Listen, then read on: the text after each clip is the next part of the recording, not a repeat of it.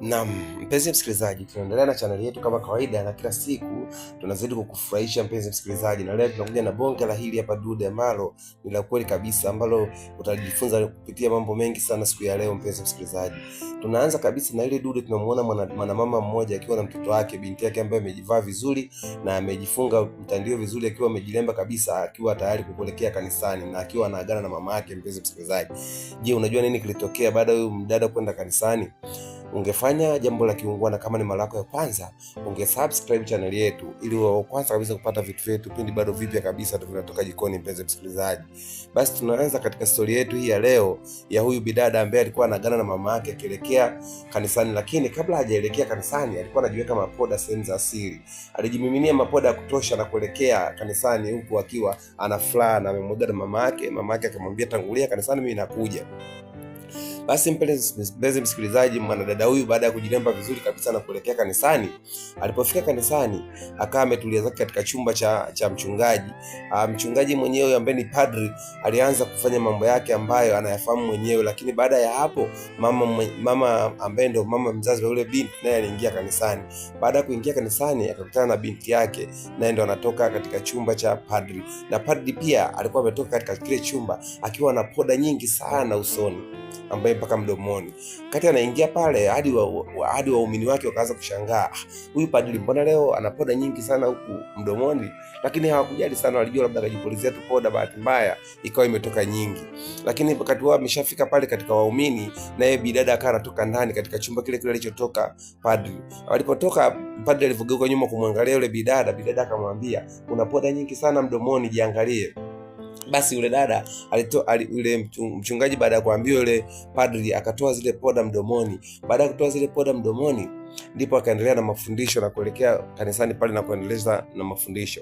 Lakini wakati anaendelea kuwafundisha wale waumini pale, ndipo alipoingia yule bidada ambaye mwanamama alimuona amevaa vibaya sana, amevaa sketi fupi, yani juu ya mapaja kabisa, kaingia kanisani.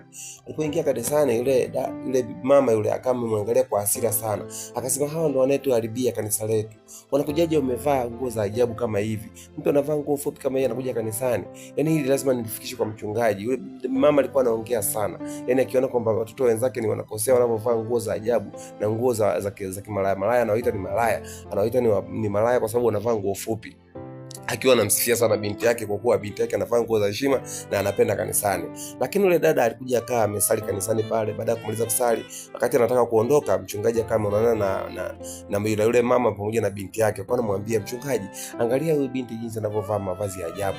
Huyu dada ni malaya, atakuja kutuharibia wasichana wetu hapa kanisani. Kama vipi asiingie kanisani kabisa, yani atoke kabisa hapa kanisani, kwa sababu mimi sipendi hii tabia, sababu atakuja kutuharibia wasichana wetu wakati wasichana wetu wanajitunza na wanajiheshimu. Hebu angalia nguo kama hizo alizovaa, yani nguo za ajabu kweli, mimi sijapenda. Mchungaji akamwambia, basi usijali. Padri akamweleza sasa huyu mama kwamba mimi nitalishughulikia hilo swala, ulibishanieleza kwamba mimi nitalishughulikia, wala usiwaze wala usijali, mimi nitalishughulikia hilo swala. Baada ya kutoka hapo, alipofika nyumbani, akawa anatoka tu nje ya kanisa, akamkuta yule dada amefunuliwa bonnet ya gari kwa imejaa mahela na akiwa anafurahia yule dada. Yule dada kumbe alichukua amekuja kuomba kanisani, yule ambaye amevaa nguo za kimalaya alikuwa amekuja kuomba kanisani mume wake awe anampa hela, kwa sababu ana mume, lakini mume wake alikuwa hampi hela. Na baada ya kutoka tu kanisani, mume wake kama amemletea gari kwa imejaa hela kwenye buti. Yule mama akanamwambia binti yake, angalia hizo ni hela za kimalaya, usibabariki hela kama hizo, utapata tu hela mwanangu. Wewe fanya kazi, jitahidi kumuomba Mungu na sali sana, utapata hela za ambazo za thamani na pesa ambazo sio za shetani. Hizi ni pesa za shetani. Wewe angalia huyu dada mwenyewe anavyovaa, anavaa kimalaya tu. Alikuwa akimlaumu sana yule mdada kwa kweli. Baada ya kurudi nyumbani, basi hakuishia hapo. Yule mama alimfuata yule dada na kwenda kumwambia kwamba, wewe mdada, unavaa nguo za ajabu alafu unakuja kanisani, mimi sijapenda hiyo tabia. Yani alimgombesha sana na kumwambia kwamba unavaa nguo za ajabu, ni malaya, yani unavaa nguo za ajabu. Yule dada hakumjibu, akawa anamwangalia tu wala hakuongea naye chochote, ingawa anavaa nguo zake za kimalaya, lakini alikuwa anaenda kanisani na anamuomba Mungu. Basi baada ya kutoka hapo akawa amerudi zake nyumbani. Kesho yake tena bidada tukamuona na mwaga mama yake tena anaelekea kanisani. Baada ya kufika kanisani akawa amejipiga mapoda kama kawaida, sehemu zake za asili. Alipofika mchungaji kama ya kawaida, yule padre akafanya yake. Baada ya kutoka hapo wakatoka tena kufundishana. Wakati wanaendelea kufundisha pale, maana tena yule dada akaingia ambaye anavaa nguo za kimalaya, alikuja tena kumuomba Mungu wake. Baada ya kumuomba Mungu, amemaliza kumuomba Mungu hapo, basi mchungaji akawa ametoka. Mchungaji alipotoka na yule bidada naye mtoto wa yule mama akawa ametoka. Baada ya kutoka pale, basi yule mdada akamwambia mama yake, mama, mchungaji ameniambia bado kuna maombi anatakiwa anifundishe baada ya hapa, kwa hiyo tangulia nyumbani, mimi nitakuja. Basi yule mwanamama akasema haina shida, kwa sababu mchungaji amesema haina shida, ngoja mimi nitangulie nyumbani, alafu wewe utanikuta. Malizieni hayo mafundisho ambayo anakufundisha, akimaliza afu wewe nyumbani. Unasikia mwanangu, nakupenda sana mwanangu. Yaani anamuona mwanae ni bora sana kwa sababu anavaa nguo za heshima na pia anaenda kanisani. Lakini yule mtoto mwingine anamuona kwamba ni maraya kwa sababu anavaa nguo za ajabu. Basi baada ya mwanamama huyu aliporudi nyumbani, alipofika tu nyumbani akawa amekaa ametulia, mara ghafla akati anaangalia kwenye kioo akamwona mtu akiwa amevalia nguo nyeupe.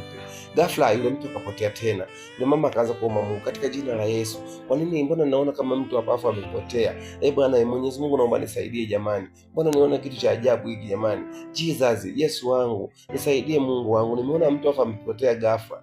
Lakini ghafla kati yule mtu amepotea, mara ghafla TV ikawaka. TV ilipowaka imejiwasha yenyewe. Akashtuka tena yule mama, kwa nini TV imejiwasha yenyewe? Lakini wakati anaangalia kwenye TV akamwona yule bidada ambaye anamuitaga malaya akiwa anashangilia, yuko na mume wake ameshinda mashindano ya gari, amepata pesa nyingi sana.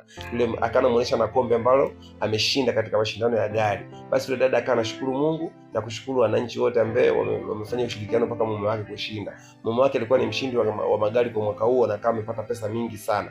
Sasa yule mama akawa anaona wivu. Kwa nini mbona anavaa nguo za ajabu na anavaa bila tabia, yani anavaa kiajabu ajabu, afa tabia mbovu, yani anavaa kimalaya, lakini bado mbona Mungu anamjalia na mume wake anapata hela na wanapata pesa? Mbona mimi mwanangu anavaa kiheshima lakini hapati pesa? Akajiuliza maswali yao wakati yuko nyumbani pale anaangalia ile TV. Huko ile dada akiwa anashangilia na mwambia mume wake, sasa nataka tushindane gari mimi na wewe. Sababu umeshinda mashindano ya kitaifa, sasa nataka tushindane na mimi. Basi wakawa wamechukua magari pale, yale magari ya mashindano madogo, wakawa wameingia na mume wake, wakawa wanaendelea kushindana taratibu, wanaendelea mdogo mdogo huko wanapiga story. Yule mama wakati amemaliza kuangalia ile TV akawa anajiuliza maswali mengi. Mara ghafla akamtokea yule mtu alikuwa amevaa nguo nyeupe, alimtokea mwanzo akapotea, akawa amemtokea ghafla za live. Ameona mwanga mkali na baadaye akatokea. Akamwambia nani wewe? Akamwambia mimi ni malaika. Nimetokea hapa kimiujiza. Akamwambia, akaanza kutetemeka, akamwambia umefuata nini malaika? Kwa nini umekuja hapa kwangu? Akamwambia tulia. Nataka nikuambie kitu. Unamjua yule dada ambaye anavaa nguo fupi, anaenda kanisani? Yule mdada anaomba kwa haki, na anaomba akiwa anaomba kutoka moyoni, yani anaomba kitu kutoka moyoni na anatenda haki na hafanyi kitu chochote kibaya, ila kwa sababu wewe unamchukia na yule unamuona kwamba hana maana, naomba nifuate. Yule malaika akamwambia nifuate. Akaanza kumfuata malaika kwa nyuma. Wakati anafuata kwa nyuma, malaika akawa anaelekea kule kanisani. Yule bidada akawa anaogopa, ameshika ile rozari yake, lakini huko anatetemeka, anamfuata tu yule malaika. Malaika akamwambia nifuate. Alipofika kule ndani akakutana, alipofika sasa kule kwa mchungaji sasa kule kanisani. Basi akaendelea kumfuata yule mchungaji. Wakati akaendelea kumfuata yule malaika. Baada ya kumfuata yule malaika mpaka kanisani, ghafla anaingia tu kanisani ndani, akamuona yule mwanae sasa akiwa anaongea na mchungaji wakiwa wametoka kufanya mambo yao. Lakini yule mdada akanamwambia kwa mchungaji kwamba mimi na mimba yako. Anamwambia padri sasa. Akamwambia una mimba yangu, wewe ni malaya nini? Wewe umepata mimba wapi? Mimi nimefanya na wewe mara moja tu, mimi nimekujaje? Wakawa wanalumbana pale na kugombana. Mara ghafla mama akawa ameingia ndani na akasikia yale maongezi. Akamuona mtoto wake kile kitu anachokifanya na yule padri. Akashtuka sana na kusema yani kumbe mwanangu anamuonaga na heshima na adabu, kumbe ndio vitu anavyofanya vya ajabu hivi. Akamfuata mchungaji. Mchungaji akamwambia tokeni kwenye kanisa langu, sitaki hata kuwaona hapa. Yule padri sasa anawafukuza, sitaki hata kuwaona hapa kwenye kanisa langu. Mwanao ni malaya, amefanya mapenzi huko na watu, amepata mimba, anakuja kuniambia mimba ni ya kwangu. Yule mama akawa ameshangaa sana na kushtuka kwa kuona mwanae amebeba ujauzito, alafu mchungaji mwenyewe pia amemkataa.